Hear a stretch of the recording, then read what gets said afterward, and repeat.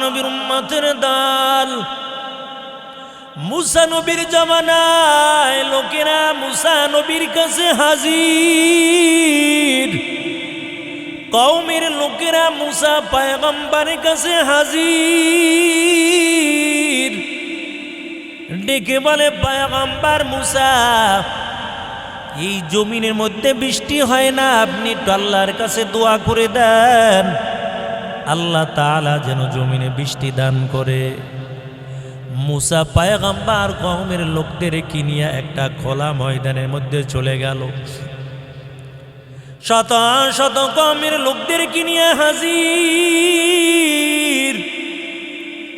মুসা নবী আসমানের দিকে তাকাইয়া কওমের লোকদেরকে নিয়ে দোয়া করতেছে, আল্লাহ এই জমিনের মধ্যে বৃষ্টি দাও।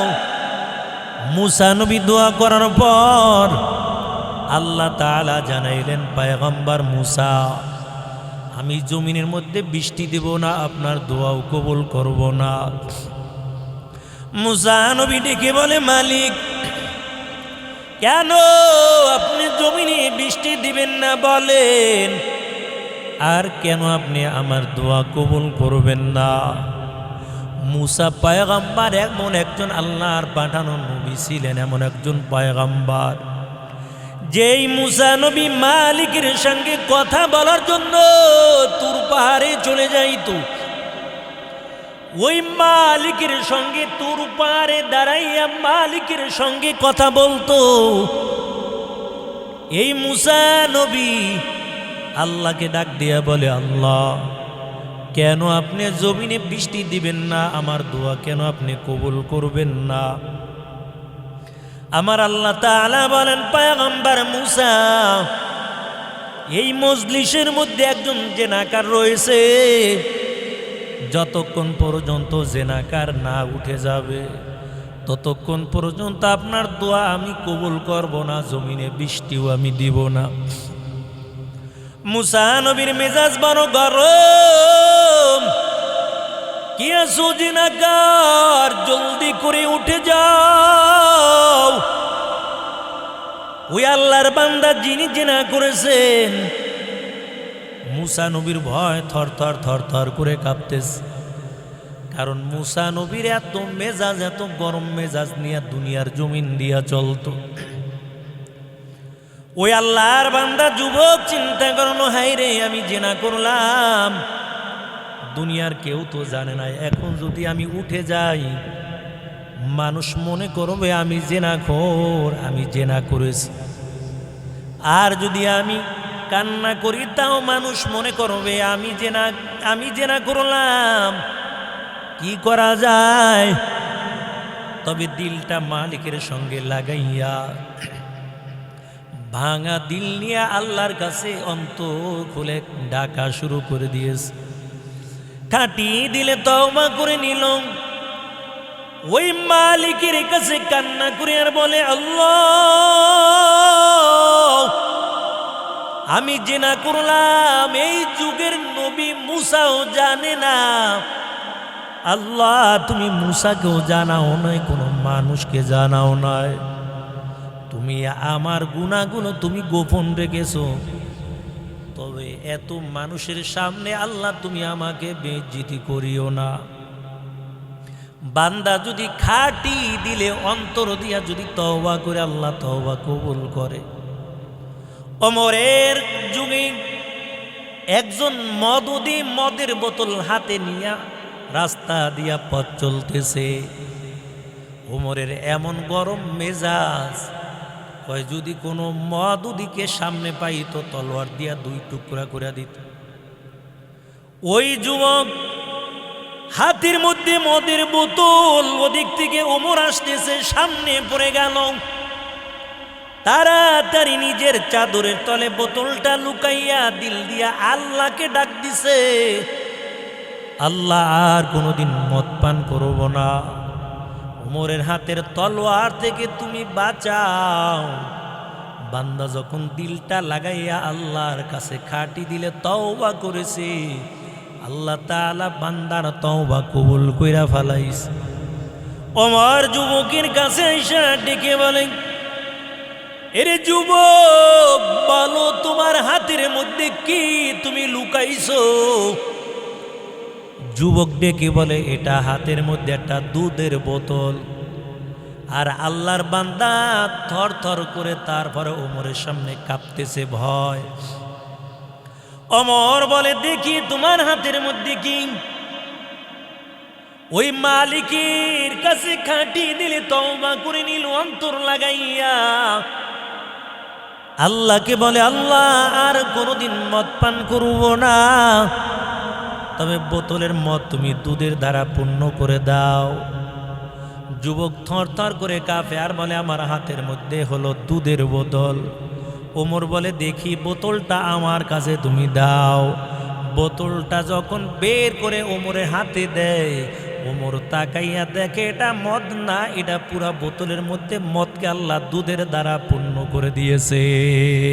কাদের কুদরতদারি বরকামাল আন্তা রব্বি আন্তা হাসবি জুল জালাল তুহি কাদের জলিলুল্লাহ জাহাদার বহরহালে তুহি মেরা নিগাদার।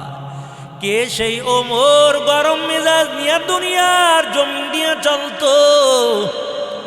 যে ওমর হলো একজন আধ্যাত্মিক জগতের একজন সম্রাট। আল্লাহ তাআলা ওই যুবকের দোয়া এমনভাবে কবুল কইরা ফেলাইছে, মুসা নবীর সামনেও ওই যুবক উঠেও যেতে পারে না, কারণ লোকেরা মনে করবে এই আল্লাহর বান্দা জিনা করেছে। এই মজলিসের থাইকা দিলটা আল্লাহর সঙ্গে লাগাইয়া তওবা করে নিল। আমার আল্লাহ যুবকের তওবা এমনভাবে কবুল কইরা ফেলাইছে, আবার সাথে সাথে জমিনের মধ্যে বৃষ্টি শুরু হয়ে গেছে। আরে আল্লাহর বান্দা মুসা নবী মালিককে ডেকে বলে, আল্লাহ তুমি বলেছো জমিনের মধ্যে তুমি বৃষ্টি দিবা না, আল্লাহ এখন কেন বৃষ্টি দিলা? কই জিনাকার তো জমিন দিয়া উঠে নাই, কেন তুমি জমিনে বৃষ্টি দিছো? আল্লাহ তাআলা বলে, পয়গম্বর মুসা, যে জিনাকার যুবকের জন্য আমি জমিনে বৃষ্টি দেইনি, আপনার দোয়াও কবুল করি নাই, ওই জিনাকারের উসিলায় এখন আবার আমি আল্লাহ জমিনে বৃষ্টি দিয়া দিলাম। মুসা নবী ডেকে বলে, আল্লাহ কেন তুমি ওই জিনাকারের কারণে আবার জমিনের মধ্যে বৃষ্টি দিয়েছো বলো? আল্লাহ তাআলা বলে, মুসা ওই যুবক গুনার কারণে এমন ভাবে ভাঙা দিল নিয়ে আমি আল্লাহর কাছে কান্না শুরু করে দিয়েছে। ও পয়গম্বর মুসা, বান্দা যখন গুনাহ থেকে ফিরা, যখন আমি আল্লাহর কাছে এমন ভাবে কান্না করা শুরু করলো, আমি বান্দার তওবা কবুল করিয়া ওই বান্দার উসিলায় আবার জমিনের মধ্যে আমি আল্লাহ বৃষ্টি দিয়া দিলাম। নবীর উম্মতের দল, ওমরের খেলাফতের সময় ওমর আর সিংহাসনের মধ্যে বসে বসে শাসন করতেছে। এমন সময় একটা নারী ওমরের দরবারে হাজির, ডাক দিয়া বলে, আমিরুল মুমিনিন, আপনি আমার বিচারটা দুনিয়ার জমিনের মধ্যে করেন, কারণ আমি একজন জেনাকারী নারী, আমি জেনা করেছি, আমি গর্বে আমার বাচ্চা আছে। ওমর জল্লাদকে ডেকে বলে, রে জল্লাদ, হাতের মধ্যে তলোয়ার নাও, এই নারীর গর্দানটা উড়াইয়া দাও। জল্লাদ হাতের মধ্যে তলোয়ার নিল। আলী রাদিয়াল্লাহু তাআলা আনহু কাছে বসা। আলী ডাক দিয়ে বলে, আমিরুল মুমিনিন, আপনি এমন ভুল সিদ্ধান্ত আপনি নিবেন না। ওমর বলে, কেন? এই নারী তো জেনা করেছে, তার গর্ভে বাচ্চা রয়েছে। আলী ডাক দিয়া বলে, ও আমিরুল মুমিনিন, এই নারী জেনা করেছে, কিন্তু তার গর্ভের বাচ্চা তো কোনো অন্যায় করে নাই, কেন গর্ভ গর্ভের বাচ্চাকে আপনি মারবেন। এই নারী যদি না বাঁচে গর্ভের বাচ্চাও বাঁচবে না। এই গর্ভের বাচ্চা তো কোনো অন্যায় অপরাধ করে নাই। ওমর ডেকে বলে, আলী, তাহলে আপনি বলেন আমি কি বিচার করতে পারি? আলী ডাক দিয়ে বলে, ও জিনাকারী নারী, তুমি চলে যাও, তুমি বাড়িতে চলে যাও। তোমার বিচার এখন করা যাবে না। তোমার পেটের বাচ্চা ভূমিষ্ঠ হওয়ার পর তারপরে তুমি আসবা। ওই জিনাকারী নারীর দিলের মধ্যে আল্লাহর ভয়। এই জিনাকারিনী নারী বাড়িতে চলে গেল। 1 মাস, 2 মাস, 3 মাস, যখন 10 মাস 10 দিন হয়ে গেল, বাচ্চা যখন গর্ভ থেকে দুনিয়ার জমির মধ্যে ভূমিষ্ঠ হয়ে গেল, ওই বাচ্চাটাকে কোলে নিয়ে আবার ওমরের দরবারে হাজির। ও আমিরুল মুমিনিন, এই যে আমার গর্ভের বাচ্চা, আমি একজন জিনাকারী নারী, আপনি আমার বিচার করেন। কারণ আমি চাই আমার বিচার দুনিয়ায় হয়ে যাক, কিয়ামতে আল্লাহর আদালতে যেন আমার দাঁড়ানো না লাগে। ওই জাহান্নামের আগুন আমি সইতে পারবো না। এই জন্য দুনিয়ার জমিনের মধ্যে আপনি আমার বিচারটা করে দেন। আলী ডাক দিয়া বলে, ও জিনাকারী নারী, যাও, এই বাচ্চা নিয়ে তুমি বাড়ি চলে যাও।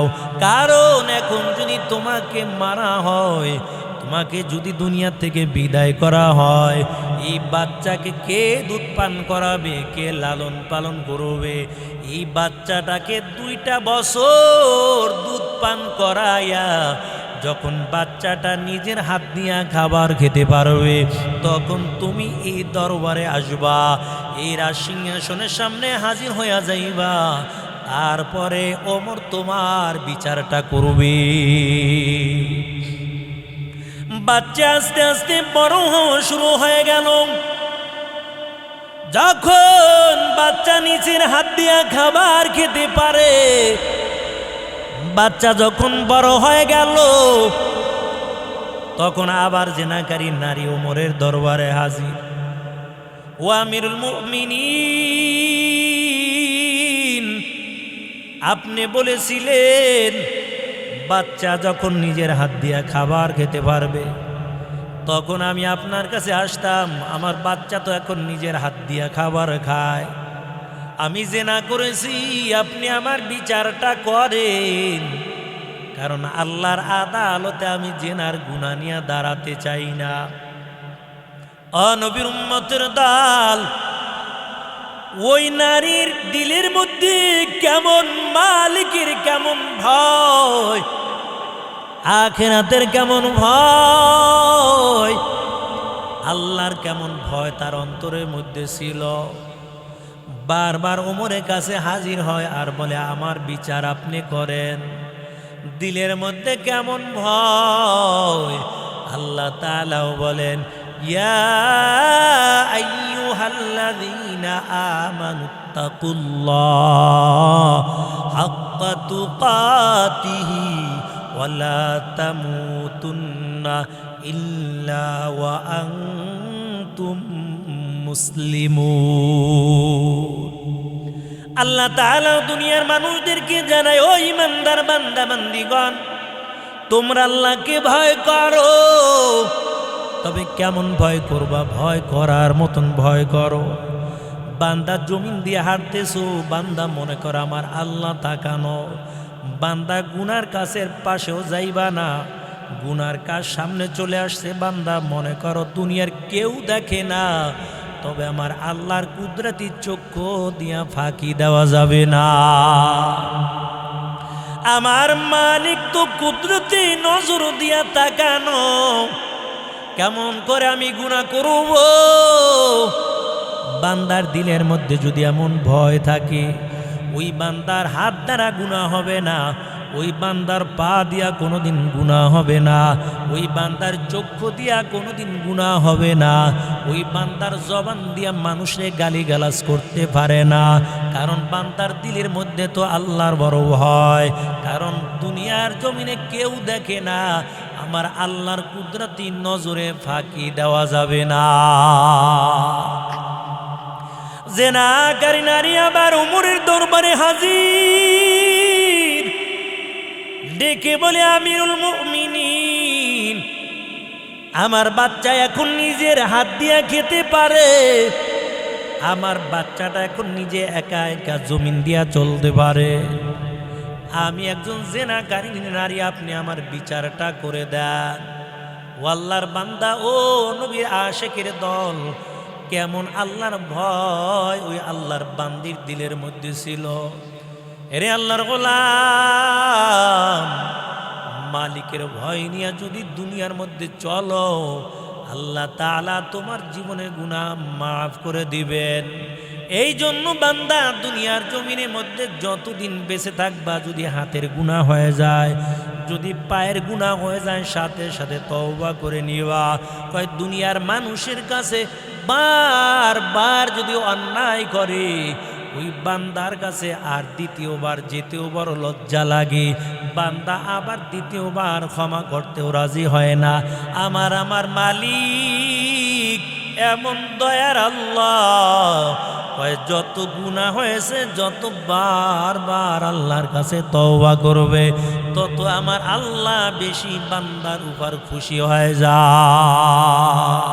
ইয়া ইলাহি তু মেরা মাবুদ হায়, ইয়া ইলাহি তু মেরা মাশুক হায়, ইয়া ইলাহি মুঝসে মুঝকো दूर कर, ताके देखो मुझ में तुझको एक नजर।